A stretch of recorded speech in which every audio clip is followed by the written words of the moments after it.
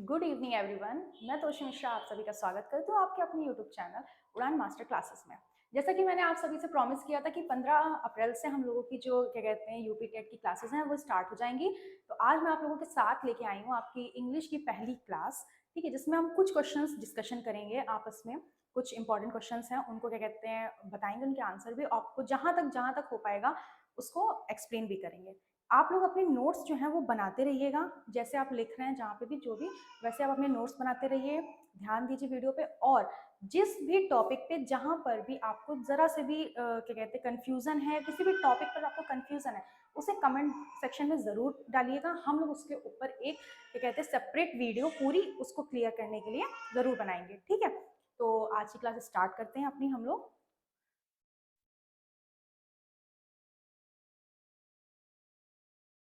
पहला क्वेश्चन आपका है, the meaning of the item to put out is.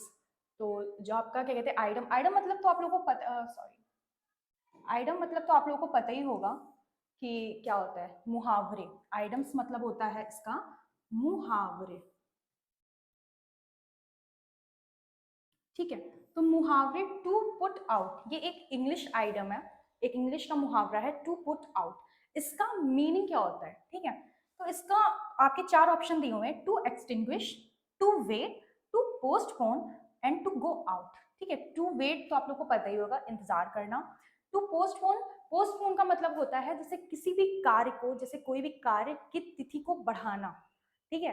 कार्य को मतलब ऐसे बोलेंगे कि किसी भी कार्य को जो भी होने वाला है उसको कैंसिल नहीं करना, उसको आगे उसकी डेट को पोस्टपोन करना। सुना होगा आप लोगों ने, बहुत सी आम लैंग्वेज में बोला जाता है कि किसी भी डेट को पोस्टपोन कर देते हैं, तो वही वाला पोस्टपोन है, किसी भी डेट को, तारीख को आगे बढ़ाना, ठीक है। टू गो आउट मतलब कहीं बाहर जाना।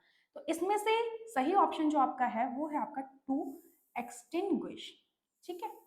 इसको आप लोग लिख लीजिए। आइडम्स मुहावरे जो कि बहुत ज्यादा पूछे जाते हैं उसी में का है टू पुट आउट। इस मुहावरे का मतलब होता है टू एक्सटिंग्विश, ठीक है। नेक्स्ट क्वेश्चन आपका है, the sentence this is the house in which I was born is, ठीक है।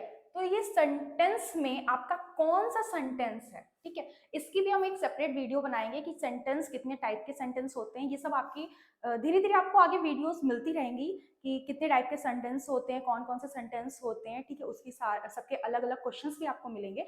बाकी आप अभी यहाँ पे देख लीजिए, the sentence this is the house in which I was born is, किस कौन से टाइप का ये आपका सेंटेंस है। तो आपका पहला है a complex sentence, a compound sentence, a simple sentence, a compound complex sentence, मतलब कि ये डी ऑप्शन जो है वो बोथ वाला है, ठीक है। तो इसमें से जो आपका सही ऑप्शन है वो आपका है ऑप्शन,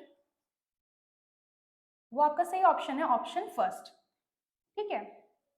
आपका जो ऑप्शन फर्स्ट है वो सही है, अ कॉम्प्लेक्स सेंटेंस, ठीक है।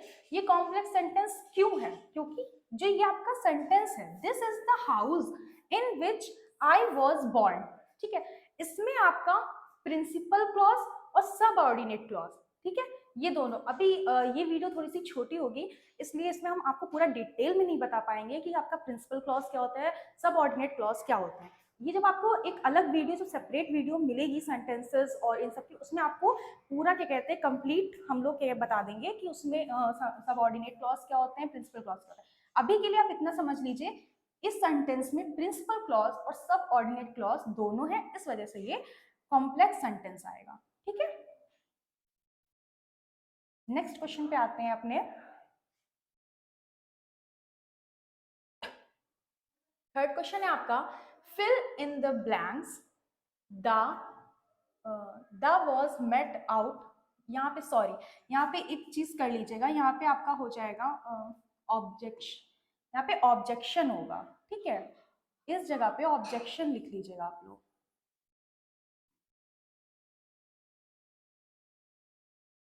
इस जगह पे आपका हो जाएगा the objection was met out dash the lawyer, ठीक है। यहाँ पे आपको क्या फिल करना है, यहाँ पे आपको इनमें से एक चीज बाय या कोई कुछ ना कुछ यहाँ पे फिल करना है, इनमें से ही ऑप्शन होगा।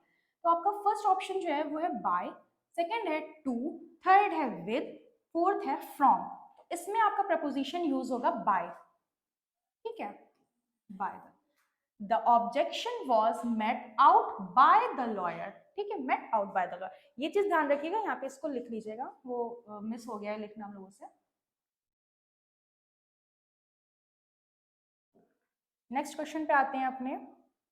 फोर्थ क्वेश्चन है आपका, fill in the blanks dash of playing the children went home, ठीक है, of playing the children went home dash, यहाँ पे क्या भरा जाएगा आपका? फर्स्ट ऑप्शन है having been tired, on tiring, third option है बीइंग टायर्ड, फोर्थ ऑप्शन है व्हाइल टायरिंग, ठीक है।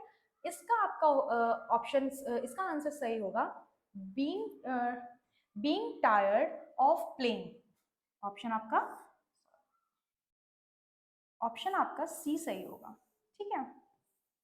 Being tired of playing the children went home, यहाँ पे शायद वेंट टू होम होगा, ठीक है, वो बाद में देख लेंगे, पहले यहाँ पे देख लेंगे बीइंग टायर्ड ऑफ प्लेइंग, मतलब खेलते खेलते थकने के बाद चिल्ड्रंस वेंट होम, थकने के बाद चिल्ड्रंस जो है वो अपने घर के लिए चले जाते हैं, ठीक है। इसके बाद में आपका आ जाएगा fifth question, what kind of adjectives are used in the following sentence, कौन सा एडजेक्टिव इसमें से यूज होगा आपके, क्या कहते हैं, जो आपका क्वेश्चन दिया हुआ है, a life as a better than a dead lion, इसमें आपका कौन सा क्या कहते हैं एडजेक्टिव यूज होगा? इनडेफिनिट, क्वांटिटी, डिस्क्रिप्टिव, क्वालिटी, तो यहाँ पे आपका यूज होगा क्वालिटी, आपका जो प्रपोजिशन है, सॉरी एडजेक्टिव है, वो आपका क्वालिटी एडजेक्टिव होगा, क्योंकि क्यों क्वालिटी एडजेक्टिव होगा? क्योंकि यहाँ पे एक वर्ड ये दिया हुआ है लाइव, एक वर्ड दिया हुआ है डेड, ठीक है, एक दो वर्ड्स दिए हुए हैं, एक तो डेड है दूसरा लाइव, दोनों ही क्वालिटी बता रहे हैं, लॉयन की दोनों ही क्वालिटी वर्ड्स हैं, इसलिए यहाँ पे क्वालिटी एडजेक्टिव का यूज होगा। सिक्स्थ क्वेश्चन है आपका, which of the following has been misspelled, इनमें से कौन सा मतलब मिस स्पेल्ड है, स्पेलिंग किसकी सही नहीं है? तो यहाँ पे पहला ऑप्शन आपका दिख रहा है गवर्नेंस, दूसरा है एम्बिशियस, दूसरा है डिसीडियस और तीसरा है एंट्रेंस, ठीक है। तो आपका इसमें से जो ऑप्शन सही होगा वो होगा फर्स्ट वाला, फर्स्ट ऑप्शन आपका सही होगा, क्योंकि गवर्नेंस जो होती है ये कोई स्पेलिंग नहीं होती है, ठीक है, गवर्नेंस आपकी कोई स्पेलिंग नहीं होती है, ठीक है, यहाँ पे सी होगा, ठीक है। उसके बाद में आप नेक्स्ट क्वेश्चन पे आते हैं अपने।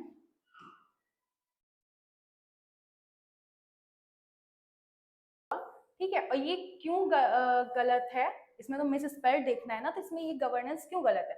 क्योंकि गवर्नेंस की आपकी स्पेलिंग होती है GOVERNANCE,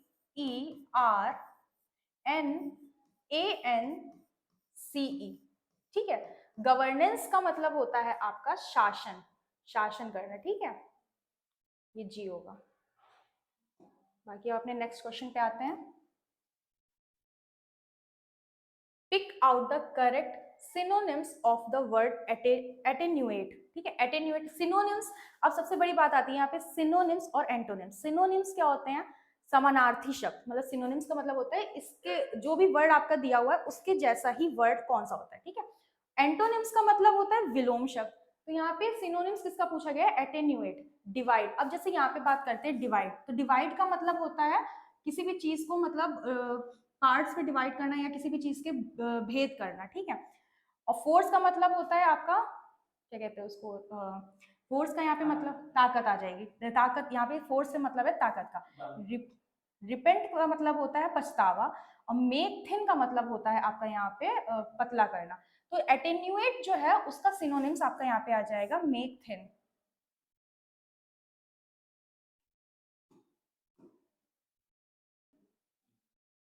चलिए अब पहुंचते हैं अपने नेक्स्ट क्वेश्चन पे, क्वेश्चन नंबर 8।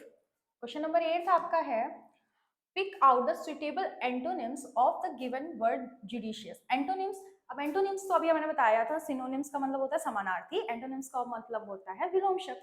अब विलोम शब्द यहाँ पे किस चीज का हम पूछ रहे हैं? जुडिशियस। जुडिशियस, जुडिशियस का हिंदी में मतलब होता है उचित, ठीक है, उचित।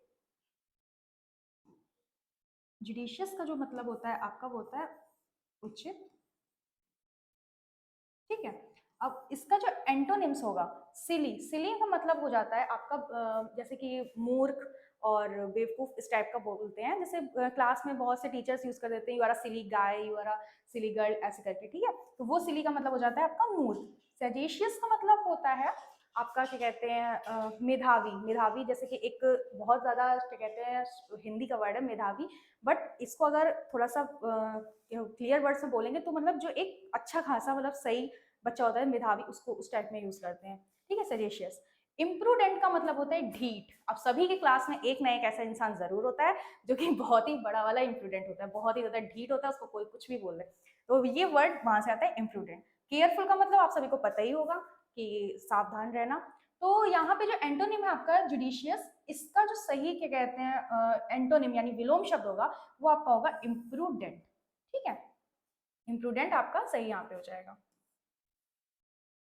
चलिए अब पहुंचते हैं अपने नेक्स्ट क्वेश्चन पे। क्वेश्चन नंबर 9 है आपका, complete the following sentences with the correct conjunction, ठीक है। कंजक्शन यूज कर रहे हैं यहाँ पे, आपका है dash, he had not paid his bill, his electricity was cut off, ठीक है। ही had not paid his bill, यहाँ पे अगर उसने अपना बिल पे नहीं किया, his electricity was cut off, उसकी इलेक्ट्रिसिटी कट गई थी, ठीक है। तो यहाँ पे क्या हो जाएगा, यहाँ पे आपका यूज होगा एज, ये यहाँ पे एज यूज हो जाएगा, एज ही हैड नॉट, यहाँ पे लिख देते हैं as he had not paid his bill, his electricity was cut off. अगर उसने जैसा कि उसने अपना बिल नहीं पे किया था, his electricity was cut of, उसकी इलेक्ट्रिसिटी जो थी कट गई थी, ठीक है। पहुंचते हैं अपने नेक्स्ट क्वेश्चन पे, टेंथ। टेंथ और आपका लास्ट क्वेश्चन है ये, choose the correct figure of speech in the following sentences. Death lays his icy hand on kings, ठीक है। तो यहाँ पे फिगर ऑफ स्पीच, अब जैसे कि फिगर ऑफ स्पीच अभी आपको सारी क्या कहते हैं फिगर ऑफ स्पीचेस नहीं पता होंगी, जैसे जैसे हमारा क्लास आगे बढ़ेगा हम लोग आपको और भी मतलब डिटेल में बताएंगे फिगर ऑफ स्पीच कितनी होती हैं, ठीक है। और जैसे कि अभी हमने इससे पहले बताया था सेंटेंसेस कितने टाइप्स के होते हैं। तो यहाँ पे आपकी फिगर ऑफ स्पीच जो होगी, ऑप्शंस दे रखे हैं, ए प्रोस्टॉफी, पर्सोनिफिकेशन, मेटाफोर और स्माइली। तो यहाँ पे आपकी जो क्या कहते हैं फिगर ऑफ स्पीच होगी वो होगी पर्सोनिफिकेशन,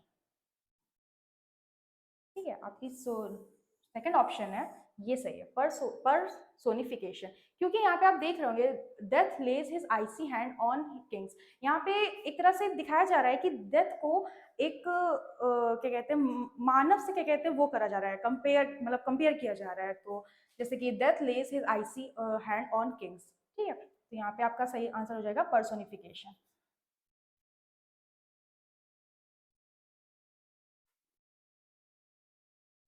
तो आप लोगों का यहाँ पे जो क्लास होता है, आज के आपके 10 क्वेश्चंस हम लोगों ने बताए हैं।